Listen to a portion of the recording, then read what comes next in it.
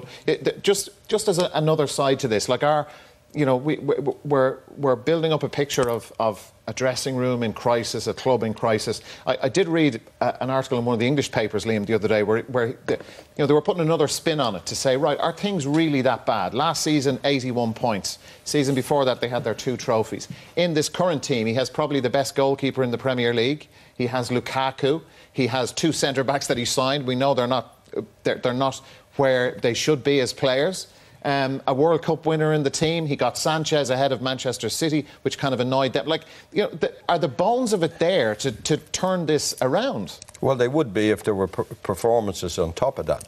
The highest wage bill in the Premier League. Look how the players performed. We've gone into detail about Pogba. He was very, very good in the World Cup. Conscientious, doing his job. Just not interested at Manchester United to do that. Sanchez, who was a wonderful player at Arsenal, has gone up there and he's in and out of the team, and when he does play, he doesn't perform. Rashford, who was a brilliant, tremendous talent when he burst on the scene under Van Gaal, he hasn't trained on. He hasn't gone on to be the player that everyone thought he would be. Why is that? All these questions have got to be asked.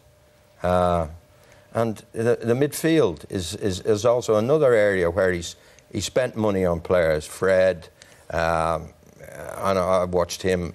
He's not the player that Manchester United need. They need leadership. Now, when he was manager at Chelsea all those years ago, I think John Terry was an obvious leader, wasn't he, Damien, in that dressing room? Lampard would have been another. Was Makelele there? Yeah. These were players that you could count on 100%. They would sort out the problems for you. Mourinho hasn't been able to do it at Old Trafford.